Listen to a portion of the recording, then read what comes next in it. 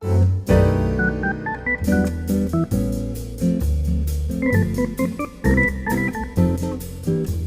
welcome to Better Bachelor. This is Joker with a face for radio and a voice for print. Tonight I have a kind of an interesting study that just came out here from the Southern Methodist University, just as of September of 2020. And they say the key to happiness is friends or family. And they say, hey, you know what? You may actually be happier with just friends. There's less pressure. There's less responsibility. And if it doesn't work out, you can just walk away. But I also have some other things that I'm going to talk about. Let me start recording here so I don't forget that.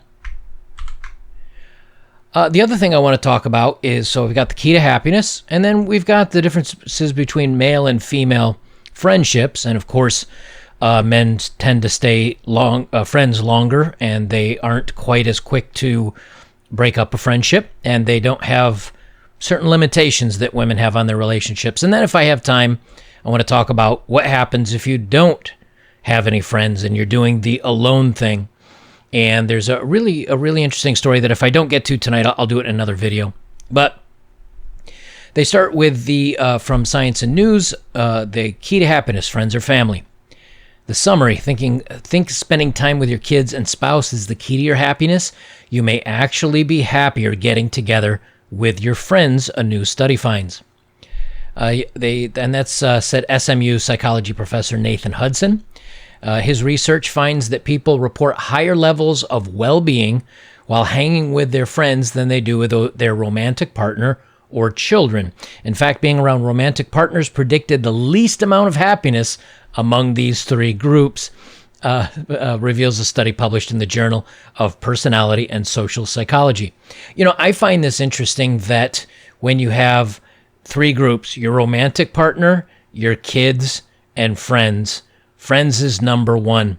And I guess it's the romantic partners is the least amount of happiness. Say it isn't so. How can this be? Well, we know why. Because a lot of times as a guy in a relationship, you're responsible for being the entertainer, picking where you're going to go for dinner, making sure she's not bored, because when she's bored, she comes to you and says, I'm bored, let's do something. But when you're with your friends, it's usually in a social atmosphere. Very rarely are you and a buddy going to be sitting around chilling on the couch watching a movie, unless maybe you're playing Xbox or PlayStation if you're younger. I don't see too many 60-year-olds sitting there doing that. But I do remember when I was in the military and I'd end a shift, go to there was a local pub, and I worked midnight shift. So we'd get off work around 7 or 8 a.m., and we'd go over to this local pub that was open in the morning, and it was a bunch of older gentlemen that would sit in there. They were all bachelors. I guess their wives had died or they were single, and they'd all sit in there, and one of the guys owned it, and they'd just have coffee and donuts, and they'd be shooting the breeze. We'd shoot some pool. We'd be drinking cold ones because you could in New York at the time, and we'd come back another, day or two later, and it'd be 4 o'clock in the afternoon. Guys are still sitting there. There was maybe, half a dozen, 10 of them, and they'd watch sports, boxing, and they'd just shoot the breeze, and they were always happy. There was never, if they had arguments, it was arguing over like who's the best running back in the history of the NFL kind of thing, but Walter Payton. But, other than that, it was what it was. Hudson stressed, however, that the finding has more to do with the activity than the person it is shared with. That's because people tend to spend more of their time doing enjoyable activities with friends than they do with family members, who occasionally find themselves together doing unpleasant tasks like chores or caretaking duties. The other thing is, too, is when you're out with your guy friends, if you're giving each other a hard time, it's playful, it's fun.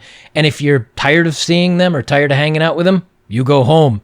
What happens when you're living with the person that you're tired of seeing? Out to the man cave, which is the garage, to tinker on a motorcycle or a car, or off to Adventureland with a pair of headphones on your computer. Our study suggests that it doesn't have to do with the fundamental nature of kith versus kin relationships. When we statistically controlled for activities, the mere presence of children, romantic partners, and friends predicted similar levels of happiness.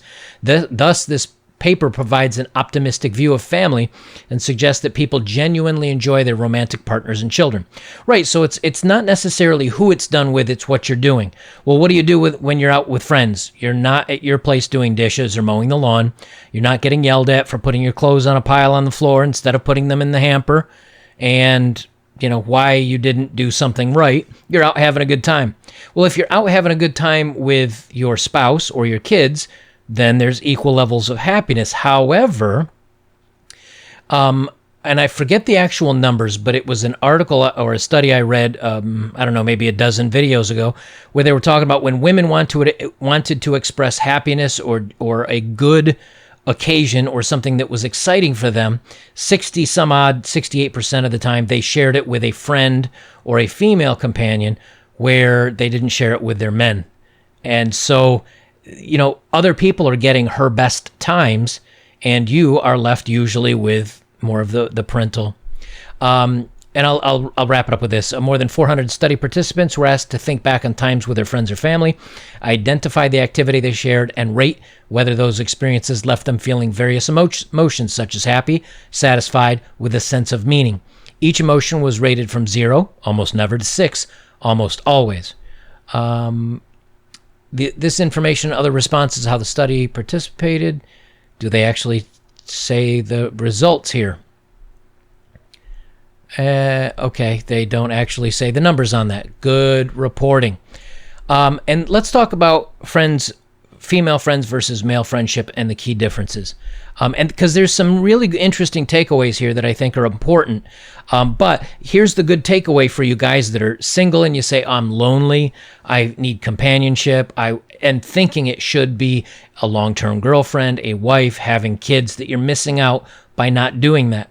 The fact is, if you make meaningful friendships, that you do things that you enjoy together, whether it's hiking or shooting pool or riding motorcycle, etc., you won't miss the relationship point. You won't miss the wife. You won't miss the kids. That you'll have equally as good a time. The difference is that at the end of the day, when you come home, this is what you come home to when you're single. Crickets, nothing. It's just you. And if you're not okay with being alone, this is where it's hard for a lot of people. If you're like me, this is your favorite part of the day, where there's nothing. So let's talk about male friendships versus female friendships, because there's some importances here, and it'll tell you why men tend to do better with other men versus women with other women. Most friendships typically form for the same reasons: shared interests, support, and companionship. However, the type of relationship appears to differ between men and women. Men, unlike women, tend to prefer more activity-based friendships, while women tend to prefer more friendship relationships. Although the dynamics of male-male friendships and female-female friendships are more similar than they are different, there remains a difference in how the genders view and engage friendships, while one is more casual, male friendships, the other is more intimate and personal, female friendships. Now, let's go back to the other study we just talked about. It matters, the friendship versus relationship mattered on what you were doing and the activity. Well, what happens with men's relationships? They do more activities together. They do things that are fun to do together. What do women do? They get together and talk. And as most men know, you cannot see a guy friend of yours for a year, and you'll be like, hey, man, what's going on? How's everything going? Good. How's work? Same old. How's this and that? Good. Everything's great, man. Cool. Same with you? Yeah. Awesome. There you go. We just covered a year. Women can go a week without talking to another woman. If they're best friends, they can talk for 4 hours and never get caught up on even the last week. And that's not criticism. That's just how women, they share that. Where men, we just don't care. It's just like, you good? Yeah, I'm good. All right, let's go do something fun. They say, not surprisingly, female friendships tend to be more dependent on face-to-face contact, are more emotional, including the sharing of thoughts and feelings, and include more support. Friendships between males tend to be more side-to-side rather than face-to-face. Guys tend to value relationships that include shared activities, are less intimate, meaning you're not sharing feelings as much, and less transactional. And that's an important one. When guys are friends, it's not transactional. It's not, I'm your friend if you do this and I do this, and we have to have some, equal value. Guys can just be friends being friends and hanging out with each other. Women tend to be more transactional, and they're also more transactional in relationships. It's kind of a well-known thing that very rarely are men-women friends, and there isn't an ask usually from the woman for help, advice, your thoughts on something. Where men, I've never had a friend call me and say, "Hey man, this is what's going on at work. Let me get your opinion on this." Never happened. I've not heard from some friends in 2 years, and they don't just say, "Hey, let me get your opinion," or "What are your thoughts?" or "Hey, just checking in." That's a woman thing. Guys don't do that. We don't need to. They continue on. There are also gender differences in the manner in which males and females form and sustain relationships. Another key difference between men and women include the frequency of contact, investment in the relationship, types of personal challenges, issues discussed during the friendship.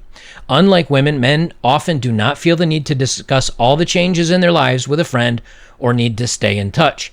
Interestingly, men can go extended periods of time, months or even years, without having contact with a friend, yet still consider the other person a close friend. In contrast, if a woman does not have regular contact with an individual she views as a close friend, does not have regular contact with an individual she views as a close friend, then she is more likely to assume they have grown apart, is no longer interested in their friendship, and assume the friendship is over. It's because it's transactional. You see, guys can be friends, and like I have a buddy of mine, his name's Ed. He's in California. I haven't seen him in a decade. Every once in a while, we still message back and forth. He's married. He's got 3 kids, all girls. I feel sorry for him, but he's happy. He's a law enforcement, and he does well. He's doing well. We'll check in. How's good? Life good? Kids good? Wife good? Everything good? Everything's great. Awesome, man. How about you? Doing this, doing that? Awesome. But I know if something happened to me and I was in California and I called him, I know he'd help me out in whatever way. And we haven't hung out in a decade. There are women I've been currently dating, that if I had a problem, I don't know if I could count on them. Not all of them, but a few. And again, with women being more transactional, if they're not getting an immediate benefit out of the relationship, a lot of times they just let it go. They move on because they want more, as they say, intimate, like close relationships, and so they will kind of lose contact with that friend and pick up with new friends. Guys don't tend to do that as much. Although male friendships tend to lack intimacy, and when they say intimacy in this case, they're meaning like emotional closeness, which, guys, that's just not how we're built. So I'm going to change the word intimacy. It sounds creepy. Although male friendships tend to lack closeness, they are less fragile than female friendships. Men are more likely to bond by engaging in shared activities such as sports, while women tend to bond through disclosing of secrets, talking, and spending time together. Disclosing of secrets. Why is that no surprise? It should be noted men tend to make friends easier as they do not question the motives of the other person or feel the same pressures to disclose personal information to maintain the friendship as women. While men may not share their innermost feelings with their close male friends, studies have shown they are more apt to share these feelings with a wife, girlfriend, sister, or other platonic female friends. Right, because guys we're just not good at opening up emotionally. I've never had a guy friend cry on my shoulder over a breakup. Now, have I seen him really out of it and really upset?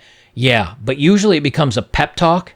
It becomes usually putting down the woman and that she didn't deserve the guy. I mean, I think we all do that.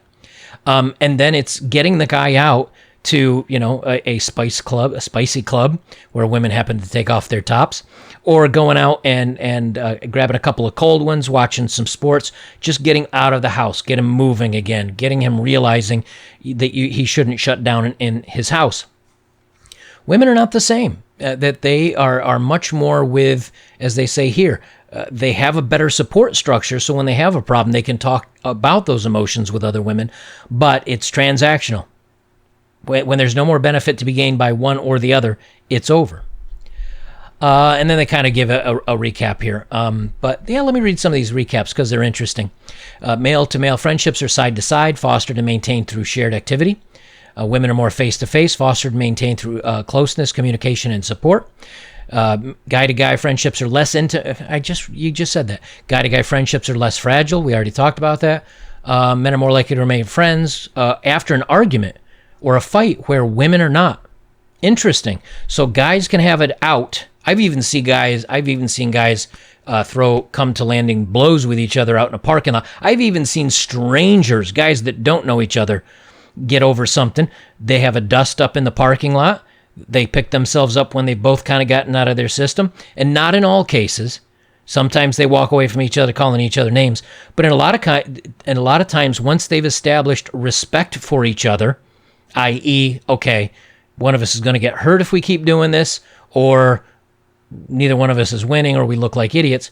Usually, if it's a pretty close contest, the guys go back in and they'll buy each other a cold one, or they'll at least begrudgingly drop it, and it's over.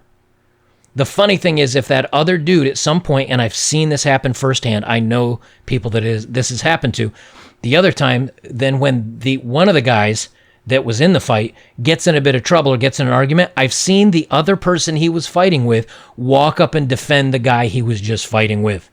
Maybe not that night, but in other situations. Because they'll stand up for him. Look, he's a good dude. Don't mess with him, man. He's a tough guy. Don't want to mess with him. That's how men are wired.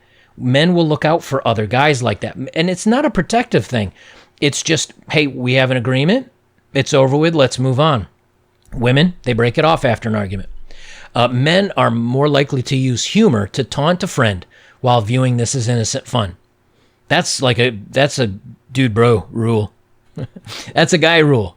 Yeah, if you make fun of your friends, you're having a good time about it, you're going to pick on each other constantly. It's keeping your wits sharp, and it's also a way that that's how a guy shows love to another guy. It's like, I like this dude. Like, we can be real. I'm going to give him a hard time. We have a laugh about it. He gets me back just as good. And we have a good time. You try that with a woman, and it's like, it's go time. Like, it's argument time. Women are more likely to refrain from taunting and humor out of fear it may hurt their others' feelings. Men tend to hang out more in a group. The more the merrier, while women typically prefer to go out with one good friend. And I was going to cover how living alone will transform men, but I'll do that in another video because I'm getting a little bit long on this one. But here's the thing, guys. That if you are feeling a little bit ostracized, if you're feeling like you're on the outside, that you don't have good companionship, you want to have a little bit more interaction, you want to feel needed and wanted and important, go out and make some friends. Go out to the gym and just, don't force it. Don't force it. But if someone happens to strike up a conversation with you, keep it going a little bit. Maybe ask somebody that's got a little bit more muscle mass or whatever. Just say, hey, can I ask you a question? Do you do high rep, low weight? Do you do heavy weights with low reps? Do you do, 3-set max? What is it that you're doing to get yourself in the shape? Because I'd like to learn a little bit, and you look like you know what you're doing. You've complimented him. And then at the same token, if he's a genuinely nice guy and you're not a weirdo, he'll engage with you a little bit, and maybe you get to know each other. I've made friends that way. Or if you're out at a pool hall and you're watching someone shoot, just strike up a conversation. How long you been shooting for? Man, you really look like you know what you're doing. You ever, but the thing is, even if this doesn't work the first time for you, don't end it there. Even if they look at you and go, wow, are you a weirdo? Get away from me. That's okay. That's okay. That's happened. Hey, it happens to all of us, because sometimes it gives a weird vibe when you try to talk to somebody. The thing is, keep at it. Keep practicing with it. Get into a groove, and you'll become more socially acceptable. When you get very good at this, you can walk into a bar, a club, a pub, a pool hall, a bowling, whatever your hobby is, and just walk up to people and just strike up a conversation. Make a joke. Whatever. And if you're relaxed and casual and they can tell you don't care about the outcome of the conversation, they don't either. And it's amazing how quickly you can start having conversations and making friends. It's very difficult at first until you've practiced it. Once you've practiced it and you get comfortable with it, it becomes easier and easier and easier. I know if I really wanted to, if I moved out to, I don't know, Montana or Colorado or Wyoming or, because I want to go out west, or even Alaska. I know within a week to 2 weeks, maybe a month, I can probably have 3 to 4 friends, casual, that I can strike up conversations with. We'll meet out and do something. You just have to give an IDGAF. I don't give an F attitude. And when you do that, people will like that about you. because it's a pressureless situation. So give that a try, guys. I hope this helps. I hope if you're feeling a little bit on the outside and you're needing a little bit of companionship, I hope this helps you. Get out there and practice. It won't hurt you. Guys, if you'd like to support my work, links are below as always. If you have, thank you very much. Best way you can support me is like, comment, share, subscribe, and join me over on betterbachelor.locals.com and check out my old videos. That's a great way to do it. Guys, I'll leave it there. This is Better Bachelor. I'm Joker. Remember, friendship is not hard. And guess what? The good news is you can be just as happy or happier just having a good group of friends rather than being married and having kids.